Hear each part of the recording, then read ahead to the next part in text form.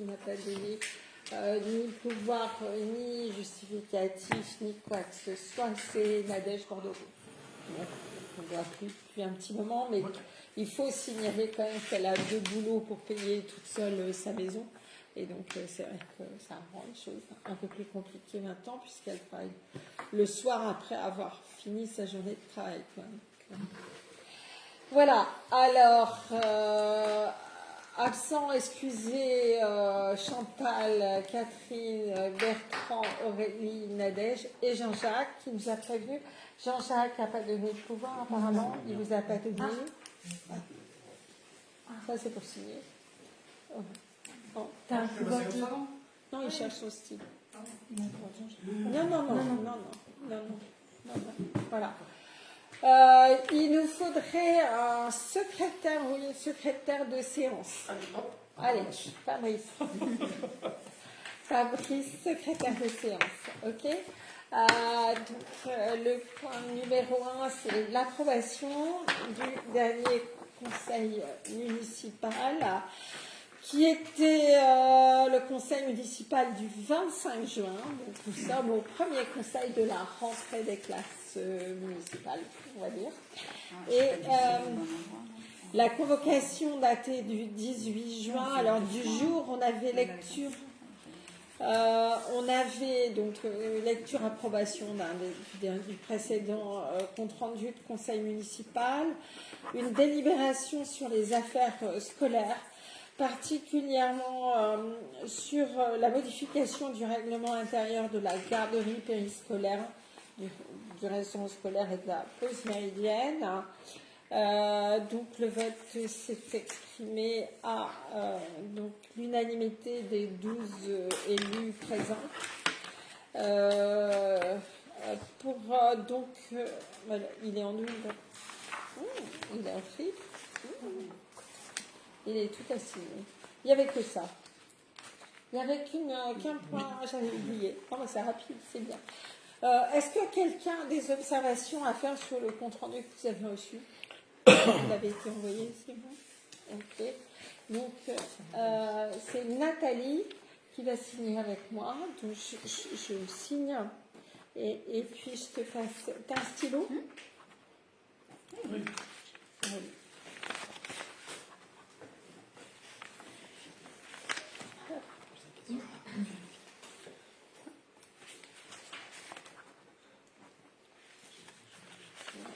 Et le petit dernier. Hop. Voilà. Merci. Et puis, je vais signer ici. Tac. Donc, tac. Tac, tac.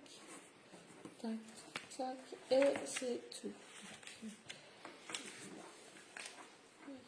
Je vérifie simplement si c'est OK, il n'y a rien de plus. Non, c'est parfait. J'ai l'autre. Merci. Il n'a pas oublié. Puis c'est pas facile, il doit pas autre chose. Il n'a pas eu. Non. Bah oui. Et voilà. Ok, voilà, c'est ça. Très bien. Donc, nous allons ouvrir par une délibération concernant le programme local de l'habitat de l'agglomération de La Rochelle. On ne vous a pas tout remis en détail puisque vous avez reçu l'ensemble des documents du PLH. Éteins la lumière qui est de l'autre côté, s'il te plaît. Déjà, à mon avis, il n'est pas bien réglé. Mais... Ouais, on se voit. Ouais, pour lire, c'est un peu plus. Non, ouais, ça va. Bon, je vais vous les donner. Allez, programme local de l'habitat 2026-2031 de l'agglomération de La Rochelle, arrêt du projet, avis de la commune de Clavette. Vous avez reçu dans les documents qui vous ont été envoyés donc l'ensemble du dossier du PLH. Donc je vous ai pas tout remis parce que sinon on y passait une bonne demi-heure. Je vais simplement donc rappeler, nous sommes en lien avec le Code général des collectivités territoriales, le Code de la construction et de l'habitation. Le programme local de l'habitat 2016-2021 qui avait été approuvé par délibération le 26 janvier 2017, ensuite modifié le 16 juin 2022 et prorogé jusqu'en 2025. Nous arrivions donc au bout de ce programme d'habitat qui couvre l'ensemble des opérations de construction, d'aménagement d'habitat sur tout le territoire de l'agglomération et pas uniquement les logements sociaux. J'insiste là-dessus, c'est vraiment un programme général pour les 28 communes de l'agglomération qui va devoir en plus se conformer au PLUI, dans sa politique locale, au SCOT également, puisque le SCOT, le schéma de cohésion et d'orientation territoriale a également été voté en conseil communautaire très récemment. Il contient dans ce que vous avez reçu plusieurs documents dans les dispositions de l'article L302.1 du Code de l'habitation et de la construction. Ces documents donc procèdent chacun d'une phase d'élaboration. D'abord, un diagnostic des politiques locales de l'habitat, le fonctionnement des marchés locaux de l'habitat actuel. Bon, on ne va pas être très optimiste sur l'actuel. Pour l'instant, ça ne redémarre pas fort. Néanmoins, nous avons vécu une période tellement faste et en fonction de la situation économique et de la baisse des taux d'intérêt, on peut retrouver assez facilement des situations un peu... enfin, pas tout de suite, mais on retrouvera parce qu'on a toujours un flux migratoire important sur l'agglomération. Donc on a toujours plus d'arrivées que de décès, de départs, etc. Donc il y a toujours une attractivité importante. Le document d'orientation stratégique énonce au vu du diagnostic les principes, les objectifs et détermine entre autres les secteurs géographiques et les catégories de logements pour lesquels des interventions publiques sont nécessaires. Il recense aussi un ensemble d'actions thématiques et territorialisées par commune. Il détaille les différentes thématiques de la politique de l'habitat ainsi que les objectifs quantitatifs et qualitatifs, et ça c'est important, associant l'ensemble des communes et partenaires des communes.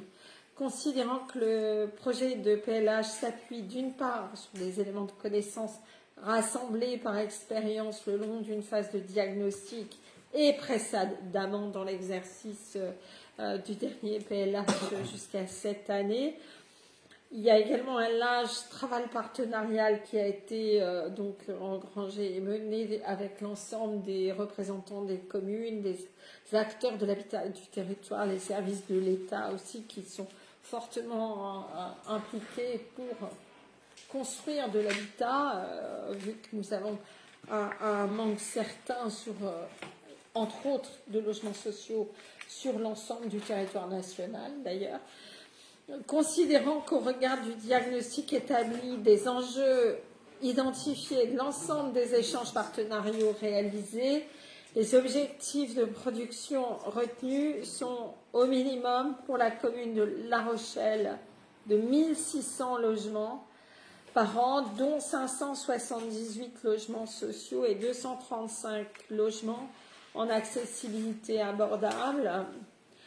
Bref, il y a tout un détail que vous avez eu dans le document qui vous a été communiqué, qui cible, qui différencie les communes de l'unité urbaine centrale, donc La Rochelle qui a la plus grosse part des logements à construire, mais aussi la périphérie, donc Lagore, Périgny, Extrait, qui ont aussi des objectifs assez élevés, pour arriver jusqu'à nos territoires où la base souhaitée aurait été de 10 logements par an, ce que nous étions tout à fait en capacité de garantir avant le début de l'inflation, ce que pour l'instant nous ne pouvons pas garantir évidemment tant que, par exemple, le château n'a pas été démarré au niveau de sa rénovation, puisqu'on a une quarantaine de logements sur le château en attente. on aura d'autres. Pour l'instant, on n'a pas encore. On aura normalement en 2026 la possibilité d'ouvrir en petite partie un lotissement, mais qui pour l'instant n'est toujours pas passé en constructibilité aussi. Donc, compte tenu du marché immobilier et des difficultés de vente des maisons déjà construites sur la commune, nous n'avons pas mis d'objectifs chiffrés précis pour l'année en cours. Ça sera un rééquilibrage au fil de l'ensemble du programme jusqu'en 2031. D'accord ? Donc, les 4 orientations définies pour le territoire est déclinées en 18 fiches actions. C'est donc un territoire durable et résilient, avec une production résidentielle qui ne repose plus uniquement sur la construction neuve, mais également sur la remobilisation des tissus existants, avec une densification, une transformation de locaux d'activité, des surélévations sur des bâtiments déjà existants, du renouvellement urbain, c'est-à-dire de la remise en état, de l'agrandissement, etc., pour donner plus d'habitat, même en remplacement de bâtiments qui avaient d'autres usages. Comme premier élément. Les ambitions tournent autour de 3 principes. Sobriété foncière, reposant sur une stratégie foncière structurée. Elle vous a été détaillée dans le gros document. Je demande à voir après son opérationnalité sur nos territoires, mais on verra bien comment ça évolue au fil du temps. Donc, sobriété foncière, ça veut dire ouvrir de moins en moins de terrain quand même. Ça veut dire on va vers le zéro artificialisation nette. Donc, des plus petites parcelles, pas des très grandes parcelles, pas forcément de l'ouverture de beaucoup de terrains agricoles, en tout cas étalés dans le temps, mais pas rapidement des grosses surfaces. Donc, ça, c'est la sobriété. Avec une prise en compte systématique des caractéristiques du site, ils veulent dire par là de chaque site, un travail plus fin au cas par cas, une qualité résidentielle et environnementale en intégrant notamment les enjeux de préservation des ressources, dont les ressources en eau. Donc il va falloir aussi que les programmes d'habitat à venir de l'agglomération tiennent compte des possibilités d'approvisionnement en eau et essayent un peu de ralentir les surconsommations en eau. Ça veut dire à la fois moins de consommation en eau par habitation aussi, moins favoriser peut-être les piscines, peut-être les surtaxer de plus en plus, je veux dire. Voilà. Ça veut dire économie de la ressource en eau liée à l'habitat. Réfléchissez bien. Les jardins trop arrosés, les piscines, enfin tout ce qui consomme beaucoup d'eau. D'ailleurs, la politique eau de l'agglomération va, au niveau des paiements, au niveau des facturations, est exponentielle en fonction des consommations d'eau. Plus vous consommez, plus vous payez cher, mais plus vous payez de plus en plus cher, on va dire. Donc ça fait partie également des enjeux. Ils ont diminué l'abonnement, ils ont augmenté la part fixe. La part fixe est diminuée. À la base, pour nous, dès le début, c'était intéressant parce que nous avons diminué l'abonnement puisque nous étions dans les abonnements RES très chers, etc., relativement chers. En tout cas, plus chers que la ville de La Rochelle ou d'autres, ou Châtelaillon, qui aussi avait une régie indépendante. Donc l'abonnement a baissé. Si vous êtes frugal en eau, si vous ne consommez pas trop d'eau, clairement, vos factures ont baissé là depuis 3 ans. On l'a bien senti depuis 2021, très exactement. Les factures en eau ont baissé à consommation identique par rapport au passé. Mais si entre-temps, vous avez décidé de construire une piscine ou si vous avez mis des systèmes d'arrosage automatiques, mais pas en goutte à goutte, genre des jets tournants, des choses comme ça sur vos pelouses qui sont très consommateurs d'eau. Clairement, vous allez devoir remonter les factures. Et tout ce qui va être construit au niveau de l'habitat va tenir compte justement des ressources dont la fameuse ressource en eau, quoi. La politique de l'habitat va faire de l'amélioration de l'habitat existant, privé comme public, une priorité.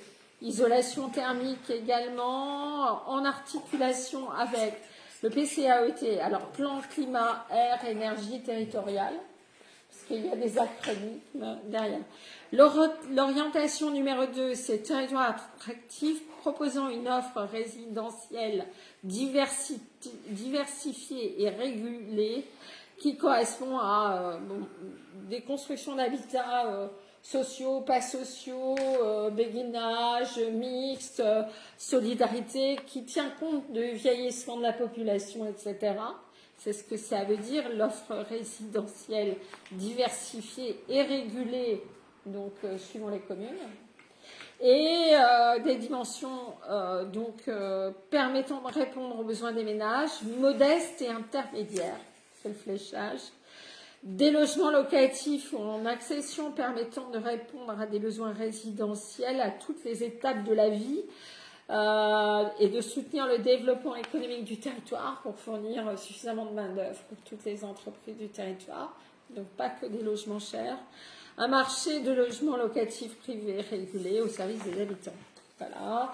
Et orientation 3, un territoire solidaire, fluidifié, recréer des parcours pour assurer l'accès au logement et le maintien dans les logements, notamment pour les personnes qui en sont éloignées. C'est le principe de d'abord un logement au niveau des aides. S'engager à l'échelle communautaire pour le logement social et abordable pour améliorer les parcours. Bref, là-dessus, je demande à voir ce qu'ils vont faire sur notre territoire parce que pour inciter les lotisseurs à construire du logement social chez nous, vu qu'ils ne pourront pas le rentabiliser derrière et qu'ils n'auront pas d'aide sur nos territoires. En plus, on n'est pas prêt de voir arriver ça, mais on va dire qu'on est d'accord sur le fond, mais on verra. Orientation 4, l'agglomération chef de file de la politique locale de l'habitat sur son territoire, structurer une gouvernance partagée, accompagner les communes en cas par cas. On a engagé avec la revitalisation des centres-bourgs des aides et des accompagnements. Anticiper la sobriété foncière, informer, concerter, essayer d'expliquer à nos habitants pourquoi il faut monter en hauteur et pourquoi il faut avoir du vis-à-vis qui te regarde pendant que tu te fais monter dans ton jardin. C'est compliqué. Et comment faire pour éviter ça et tout, ça fait partie de la politique de l'agglomération. Donc, pour la commune de Clavette, les enjeux qualitatifs et les actions identifiées dans le paysage qui ont été présentés sont conformes au constat suivant. 1. Augmentation de la population, raisonnée, maîtrisée, mais une commune qui perd de la population meurt, vieillit très vite. Le plus important, c'est pas seulement d'augmenter de la population, mais également pour tous les âges, avec des familles avec enfants aussi, des personnes âgées et pour toutes les catégories socio-professionnelles. Donc répondre à une demande de logements sociaux et abordables pour les jeunes ménages, entre autres. De forts besoins en matière de mixité sociale, de logement temporaire et de logement adapté aussi. Sachez qu'actuellement, nous n'avons pas de logement d'urgence sur la commune. Et c'est quelque chose qui fait partie des éléments, s'il arrive quelque chose à nos habitants, une famille ou autre, un incendie, c'est arrivé à plusieurs reprises, il faut être en capacité de les héberger d'urgence, dans la nuit même, des fois. Et donc, être capable d'avoir à proximité immédiate, à défaut de la commune elle-même, des logements disponibles. Ce qui n'est pas le cas, parce que le taux de vacances que nous avons sur la commune de Clavette est de l'ordre de 0,2%. Le programme local de l'habitat, toujours en termes de rénovation de l'habitat, avec un développement du volet habitat privé, la mise en œuvre de dispositifs opérationnels de rénovation, avec des financements importants à la fois de la plateforme de rénovation énergétique, et également d'autres dispositifs pour les bailleurs privés qui, s'ils souhaitent être aidés et financés dans la rénovation, s'engagent à louer à des tarifs très raisonnables pendant 5 ou 10 ans suivant le contrat signé. En termes de réponse aux besoins spécifiques ou de publics en difficulté, accentuer la production d'une offre de logement. On parle aussi des étudiants. Nous, c'est plutôt les jeunes actifs, apprentis, par exemple, de la zone de Croixfort, saisonniers, etc., avec une offre à prix abordable. Réguler les meublés de tourisme et faire en sorte qu'ils ne se développent pas trop pour éviter qu'ils nous privent de logements à l'année. C'est un peu la problématique générale nationale du Airbnb. Développer une offre de logement permettant de bien vieillir, donc permettant les fauteuils roulants avec des accessibilités renforcées. Favoriser la production de logements sociaux adaptés. Bref, voilà. Une qualité du développement durable intégrée dans tous les projets d'habitat. Bon, je pense que sur un programme comme celui-ci, nous ne pouvons pas dire autre chose que bravo, oui, merci, nous sommes d'accord. Ce sont de très belles paroles. Voilà, c'est ça. Donc, voilà. Est-ce que vous êtes d'accord pour émettre un avis favorable au plan 2026-2031 de l'agglomération de La Rochelle? Alors, vous pouvez ne pas être d'accord, ou demander des modifications, etc., ou carrément émettre un avis défavorable. Donc, je vais passer un par un, ça sera plus facile. Nicolas. D'accord. C'est plus rapide. Brice. Je suis mitigé en fait. Ah bah, c'est une bonne réflexion. Et je fais quoi, hein? C'est très clivant et du coup ça peut créer plus d'inégalité qu'autre chose. Enfin, moi j'ai l'impression. Ça fait très resserré. Donc, avis défavorable? Ah, tu peux. Forcément, parce que ça va un peu dans le sens de. Enfin, certaines choses. Non, je suis pas. Abstention. Ouais, je me. Abstention. Donc, une abstention. Xavier. Je suis un peu dans le même état d'esprit que Brice. Par contre, ouais, moi je voterai pour quand même parce qu'il y a quand même une avancée. Mais voilà, il y a des risques quand même. Donc pour. Moi, je suis pour. Après, ils sont obligés forcément de prendre des décisions qui sont défavorables aux uns par rapport aux autres. On est dans des périodes où c'est toujours compliqué, qu'il faut prendre des décisions. Elles ne sont jamais bonnes pour tout le monde dans ces décisions. Forcément, donc je suis pour. Je dirais que par expérience, de toute façon, entre les principes, etc., et ce qu'on a déjà vécu, moi, depuis 2014 en l'occurrence, parce que ce n'est pas le premier PLH qu'on vote, je veux dire, on a plusieurs votes là-dessus. Bon, entre la théorie et ce qu'on vote et la pratique, on sait qu'il y aura des écarts. Moi, personnellement, je voterai pour, mais je veux dire, chacun fait vraiment comme il veut, et ce qui ne veut pas dire que ce monde parfait sera une réalité concrète sur le terrain, avec tous les engagements qu'il y avait et sur un plan beaucoup plus ambitieux de construction de logements sociaux avant, dans une économie de la construction et de l'immobilière qui était bien meilleure que maintenant, on n'a pas atteint les objectifs. Donc je ne suis pas sûre qu'on réussira, mais on peut toujours essayer. Nathalie? Le raisonnement de Stéphane. Moi, contre avec le raisonnement de Stéphane. C'est vrai que. Non, mais c'est vrai que tu as raison. Il y en a qui sont contents, mais c'est toujours les mêmes qui sont mécontents. Je veux dire, on n'apporte pas de solution au problème du logement privé. Je veux dire, le logement privé, les gens ne veulent plus faire de locatif. Pourquoi? Moi, je peux faire des locatifs. Pourquoi j'en fais plus? C'est trop d'emmerde. Trop d'emmerde. Je suis désolé. Il suffit de faire une verrue chez toi, t'es coincé pendant 3 ans, 4 ans. Comment tu fais? Avec de l'impayé qui dure. Donc, moi, je voudrais bien, j'en ai fait, mais après, t'as une merde, t'es coincé, et t'es propriétaire, t'es forcément un salaud. Ah bah, Ouais, t'es méchant. T'es le méchant. Ouais, Même si tu as toujours fait bien, tu as toujours eu des logements nickel, t'es le méchant, t'es le propriétaire. Donc moi, ils se démerdent nos politiques avec leur politique de logement à 2 balles, où on fait du béni oui-oui, on fait du gentil, on fait des grands discours, mais on n'affronte jamais les problèmes. Voilà. D'accord. Il y a des gens très bien dans les logements sociaux, la majorité est très bien, mais à cause de verrues, il y a des gens qui ne veulent plus en faire, des privés. Moi, donc, je suis con, pour le même principe C'est que... noté. Voilà. Christophe. Abstention.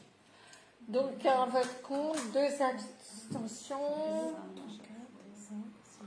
Moi, ils vont pouvoir... C'est pareil, 8. on attaque. Donc, Les voilà. gens, pourquoi ils font du meublé de tourisme?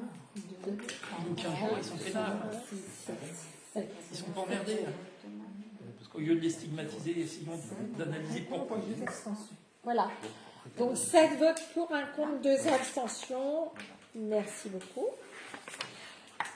Modification de la communauté d'agglomération de La Rochelle. Il y avait des pouvoirs. Oui, c'est bon. elle a pris. Modification des statuts de la communauté d'agglomération, en fait, c'est de nouvelles compétences qui sont apparues au fil de l'exercice de ce mandat, qui demandent à être intégrées. Donc, en matière d'action sociale et d'enseignement supérieur, il y a alors ce qu'on appelle la mise en place en matière d'aide et d'accompagnement de la politique enfance-jeunesse pour les centres de plein air, etc. La CTG, la Convention territoriale globale, avec la Caisse d'allocation familiale. Avant, la CAF négociait avec chaque commune, faisait remonter, récupérer les informations de chaque commune. La CAF a voulu exiger que ça soit centralisé à l'échelle de l'agglomération. Donc, il y a un service qui s'est créé qui s'appelle le CTG, Convention territoriale globale, qui collationne pour les 28 communes de l'agglomération tout ce que, au niveau du scolaire, au niveau de l'accompagnement des enfants, des centres de loisirs et tout, de la garderie, du mercredi, des vacances, tout ce qui se fait sur les communes, déclaré à la caisse d'allocation familiale et envoyé, centralisé à l'agglo et envoyé à l'échelle comme ça du territoire. Donc, il faut évidemment intégrer cette nouvelle compétence qui nous a été imposée par la CAF et sa volonté de gestion centralisée, d'une part. Ensuite, les événements autour de la pollution de l'air, de l'eau, etc., de ces dernières années, fait qu'en matière de santé, nous avons, enfin, l'agglo a dû travailler avec l'ARS, les autorités régionales de santé, pour mettre en place un contrat local de santé à l'échelle des 28 communes. C'est le CLS, comme on l'appelle. Ce contrat local de santé couvre à la fois, bien sûr, tout ce qui est analyse, qualité de l'eau, de l'air, réponse, questionnement, suivi avec l'État, etc., voire avec la région, mais aussi il s'est un peu étendu à comment faire venir les médecins, par exemple, pour faire les radiologues sur notre territoire, comment traiter les problèmes de santé mentale. Il y a de plus en plus de violences, de problématiques de personnes qui se suicident ou de santé mentale et tout. Donc, beaucoup d'éléments en lien avec la santé ont été intégrés dans ce service qui, pareil, s'est créé en cours de mandat. Et en matière d'enseignement supérieur, nous avions déjà la compétence enseignement supérieur à l'agglomération, mais il a fallu développer aussi des actions en faveur de la vie étudiante. Un bon exemple en lien avec la délibération précédente, c'est un manque de logement pour les étudiants sur le territoire. Donc financer plus le Crous, trouver des terrains pour eux, les accompagner en tant que communauté d'agglomération pour les aider à construire des logements étudiants, etc. Une délégation qui a élargi le travail que nous faisions déjà avec le service enseignement supérieur avec l'enseignement supérieur, on finançait une partie des thèses, on travaillait sur des axes comme par exemple la qualité de l'eau en bord de mer ou des choses comme ça. Maintenant, nous avons élargi la convention avec l'université à différentes actions pour aider à la vie étudiante. Entre autres, travailler beaucoup auprès des jeunes contre les violences, contre l'isolement, des choses comme ça, contre la précarité. Parce que je ne sais pas si vous vous souvenez, au moment du Covid, l'AGLO a financé les restaurants scolaires via le Crous à 1 euro le repas pour les jeunes qui étaient en très grande difficulté, qui ne pouvaient pas se déplacer, rentrer chez eux, qui étaient obligés de continuer à manger sur place parce que pendant le Covid 2020-2021, avec le confinement, des jeunes se sont retrouvés en grande difficulté. Donc voilà, ces 3 axes nouveaux qui ont été donc portés, développés par l'agglomération, nécessitent une modification des statuts pour les intégrer de façon pérenne dans les services de l'agglomération. Voilà. Est-ce que vous avez des questions là-dessus, sur ces sujets? Donc c'est juste, on va dire, administratif pour intégrer à l'agglomération. Donc on peut passer au vote. Des votes contre, des abstentions, des votes pour et les pouvoirs. Merci. Parce que c'est là que je passe la parole à la commission intercommunale d'accessibilité. Non, pas encore. Ça s'appelle. Donc, nous avons une loi en février 2005, relative à l'égalité des droits et des chances, qui exige justement que tous les établissements recevant du public, que les trottoirs, que tout ce qui est la vie dans la cité soit accessible au plus grand nombre et particulièrement aux personnes handicapées. Alors, handicapé provisoire, vous vous cassez la jambe, vous êtes obligé de circuler avec des béquilles ou une chaise roulante, ou MPMH, handicapé vraiment, MDPMH, personne réellement très handicapée de naissance, même avec toutes les formes de handicap.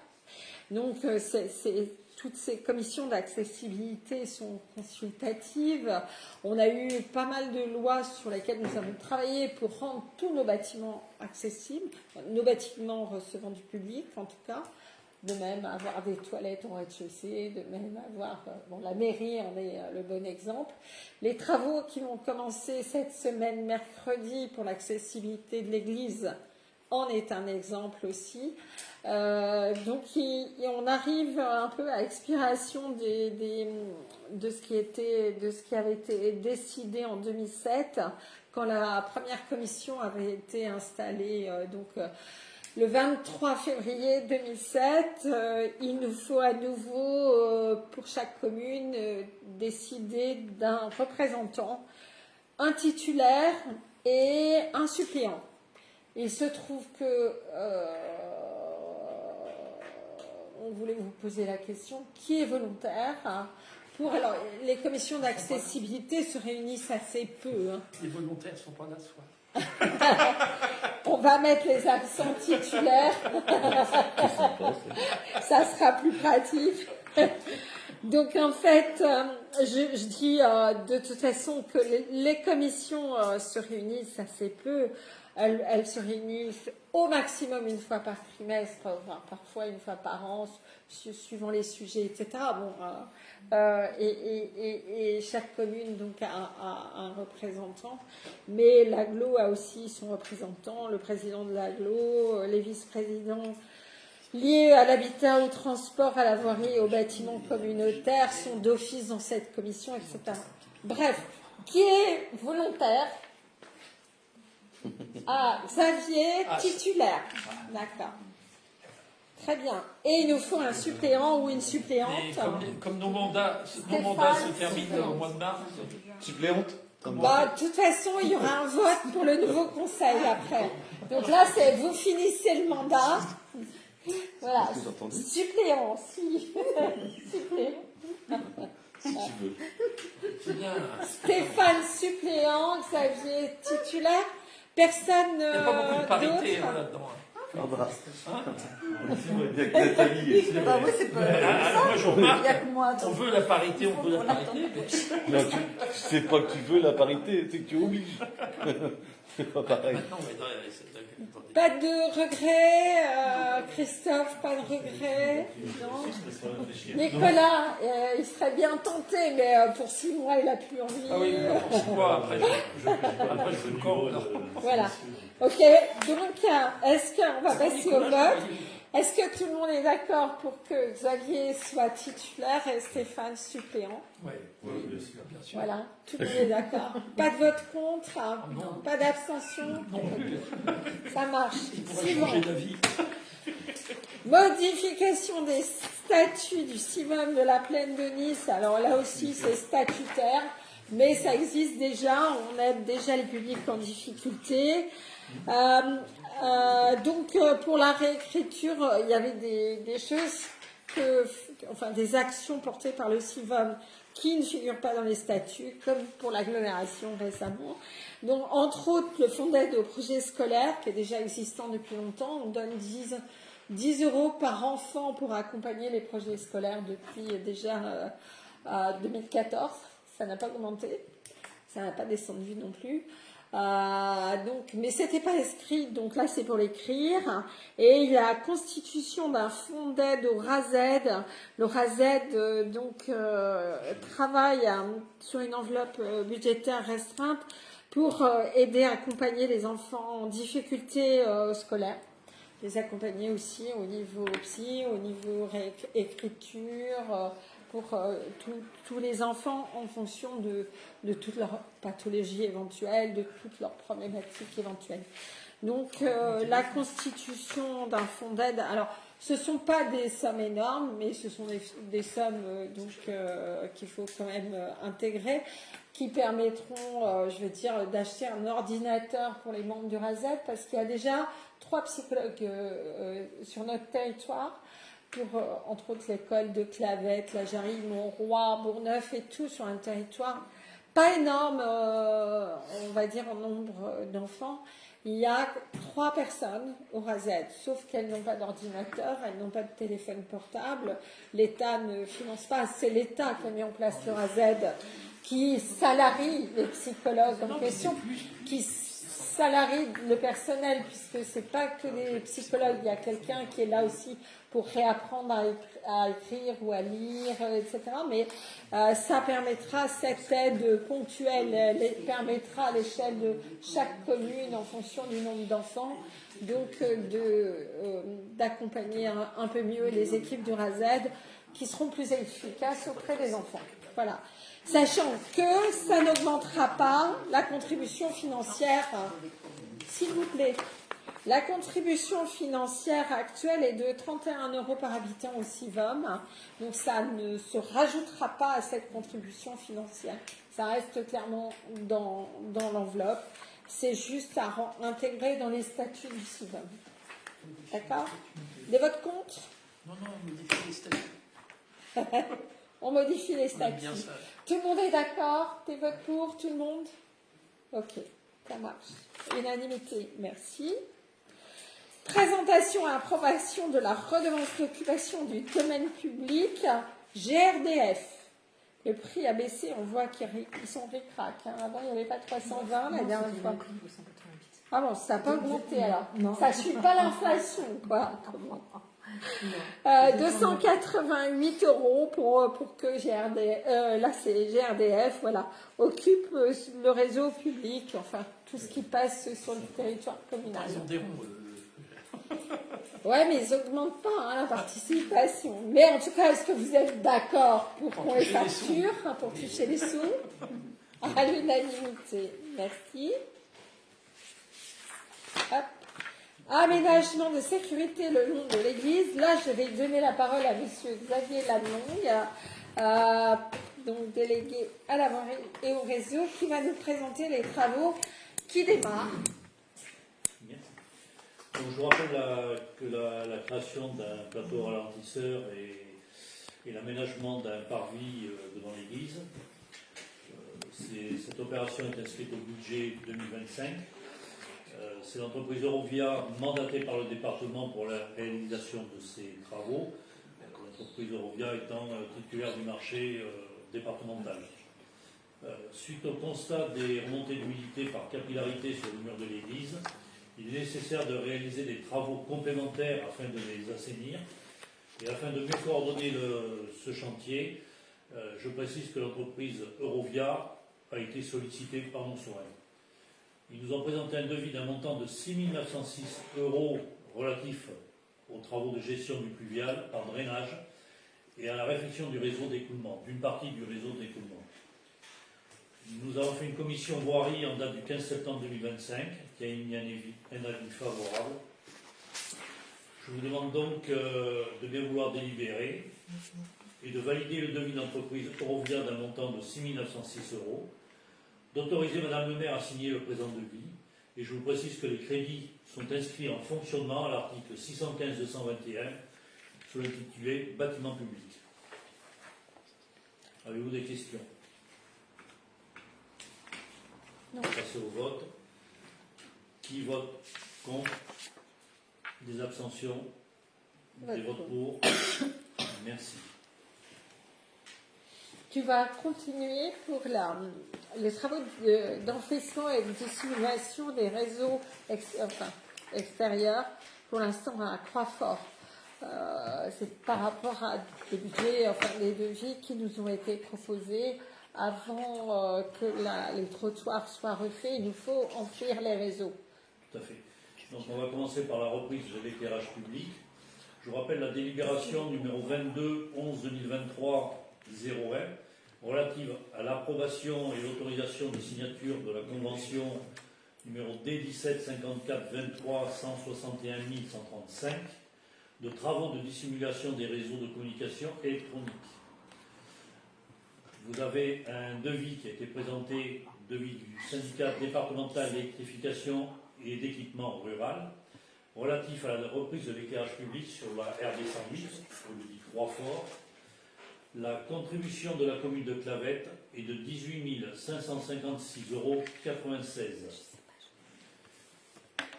Je vous demande donc de bien vouloir approuver ce devis et d'autoriser Madame le maire à le signer. Là aussi, la commission voirie du 18 septembre 2025 a émis un avis favorable. Des questions? Des questions? Non. Moi, je n'ai plus. On va pouvoir faire les travaux maintenant qu'il habite plus. Donc, je vous demande de valider le devis d'entreprise d'air d'un montant de 18 556,96 €, d'autoriser Madame le maire à signer le présent devis. Et je vous précise que les crédits sont inscrits en investissement, opération 177, aménagement de Croixfort, article 2152, installation de voirie. Voilà. C'était prévu sur le budget prévisionnel déjà. Prévu.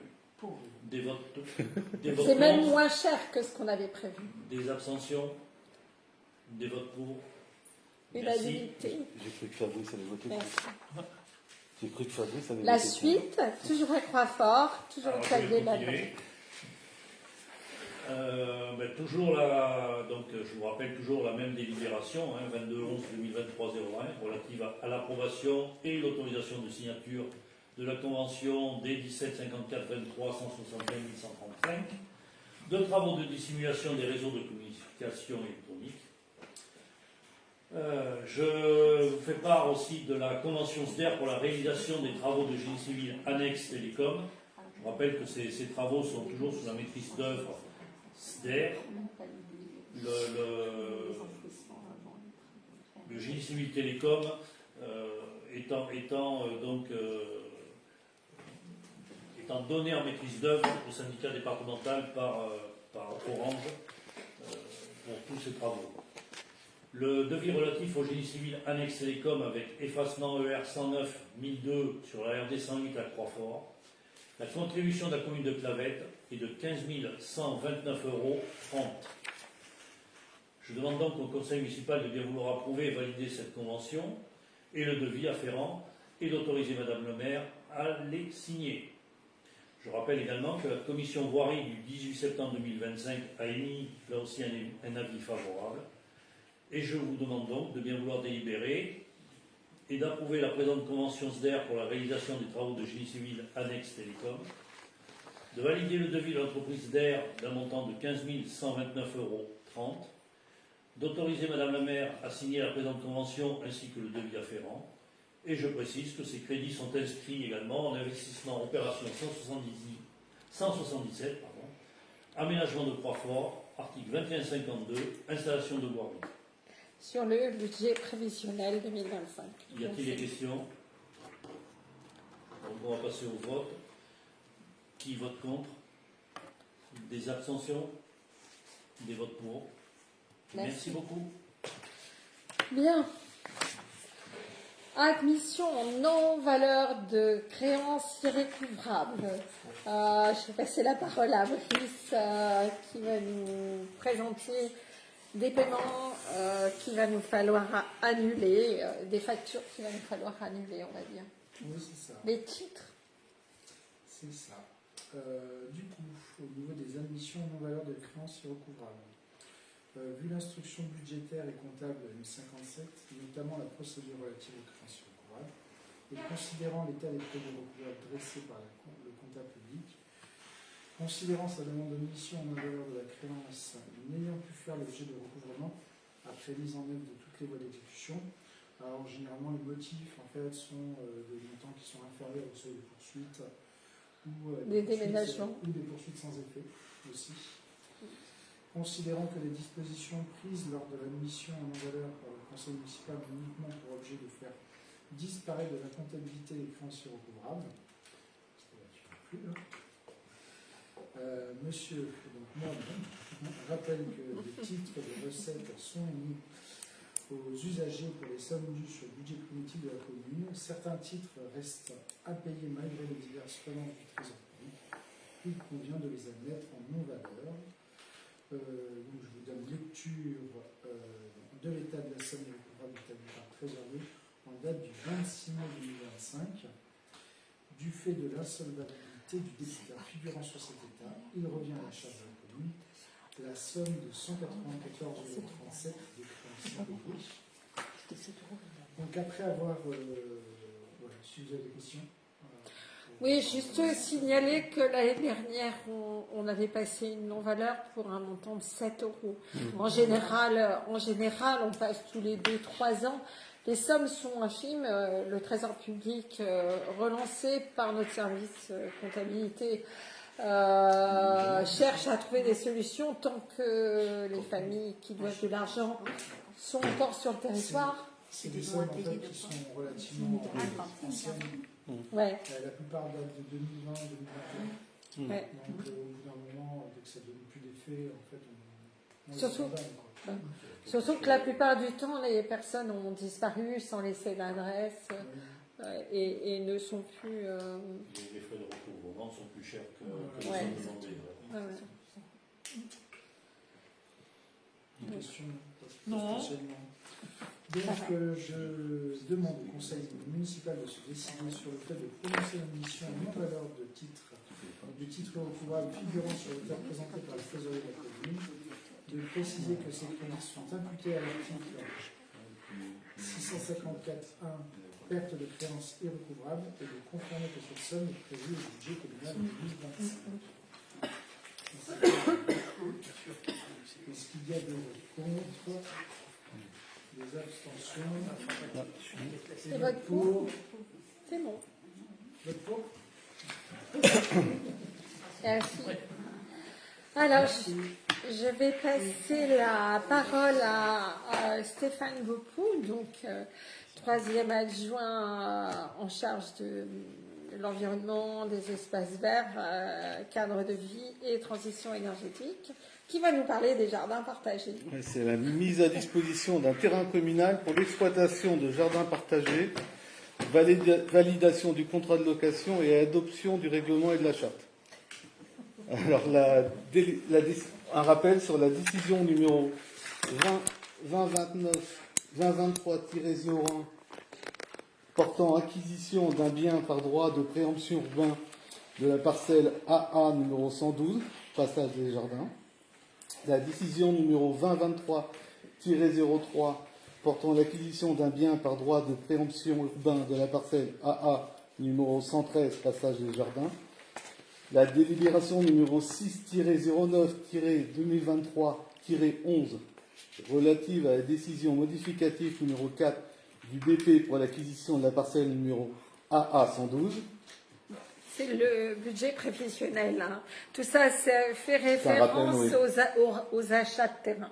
En fait, s'il n'y a pas qu'une parcelle, il y a deux parcelles, côte à côte. Et la délibération numéro 6-09-2023-13 relatif à la décision modificative numéro 5 du BP pour l'acquisition de la parcelle du AA 113. 112-113 sont les deux parcelles. La commune de Clavette a souhaité aménager ces deux terrains d'une surface totale brute de 900 m² en 6 jardins partagés. Il y en a à peu près 5 qui font un peu plus dans les 100 m² et un qui doit faire 60 m² à peu près de mémoire. Dans le cadre de sa politique en faveur du développement durable et de la participation citoyenne, la municipalité souhaite encourager des initiatives qui permettent de créer des lieux d'échange entre les habitants tout en partageant le plaisir d'un jardinage respectueux de l'environnement. Toute autorisation d'occuper un espace public doit cependant être précédée de la signature d'une convention d'occupation du domaine public qui définit les termes et les conditions de mise à disposition de cet espace par les collectivités. En plus de cette convention, un règlement intérieur ainsi qu'une charte des jardins précisant les règles et le bon usage à respecter pour l'utilisation, la gestion et l'entretien des espaces mis à disposition devront être signés. Une délibération du conseil municipal doit préalablement en approuver les termes. La commission Espace Vert du 18 septembre 2005 a émis un avis favorable. Il demande au conseil de bien vouloir délibérer, d'approuver les termes du projet de règlement intérieur de la charte ainsi que de la convention de mise à disposition d'une parcelle dans le cadre de l'aménagement de jardin partagé sur un espace appartenant au domaine public, de préciser que le règlement intérieur, la charte et la convention de mise à disposition seront signés par chacune des personnes désireuses de s'engager dans un projet de jardin partagé.